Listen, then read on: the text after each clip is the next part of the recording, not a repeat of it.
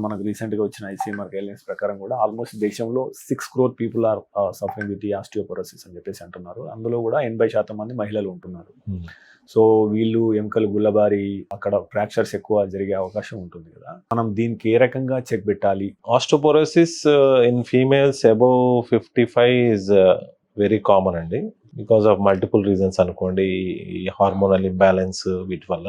How to check అనేది ఏంటంటే యాక్చువల్గా మన బోన్ బిల్డింగ్ అనేది మనకి 30 years నుంచే స్టార్ట్ చేసుకోవాలి. 30 years లోపలే స్ట్రాంగ్ అయిపోవాలి బోన్. తర్వాత డిప్లీషనే.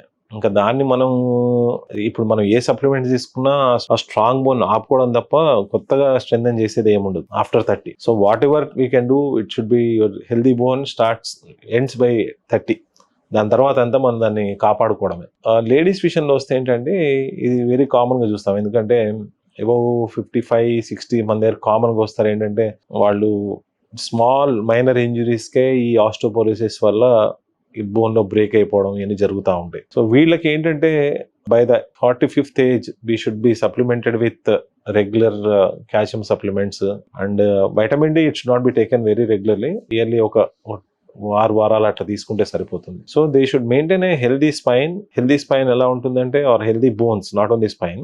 ఆస్టియోపోరోసిస్ అంటే అన్ని బోన్స్ కి అవుతుంది. మనం కండరాలు గట్టి పెట్టుకుంటే బోన్ కి సప్లై కండరాల నుంచే వస్తుంది. సో మీరు ఎంత యాక్టివ్గా ఉంటే మీ బోన్స్ అంత స్ట్రాంగ్గా ఉంటాయి. సెడెంటరీగా ఉన్నారంటే definitely it is affected. So ఇప్పుడు is it urban population rural population సంబంధం లేకుండా ఉంటుందండి osteoporosis. It depends on your activity levels. If you are very active, your bones are active are strong.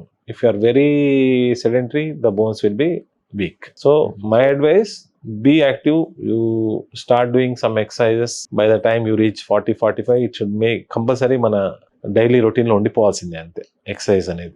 So strong muscle, strong bone. MedPlus లో అదే medicine అదే quality, marketing distribution ఇంకోటి అంటూ వీళ్ళకి అదనపు ఛార్జీలు ఉండవు. అందువల్లే 50-80% డిస్కౌంట్ లో మనకు అందిస్తున్నారు.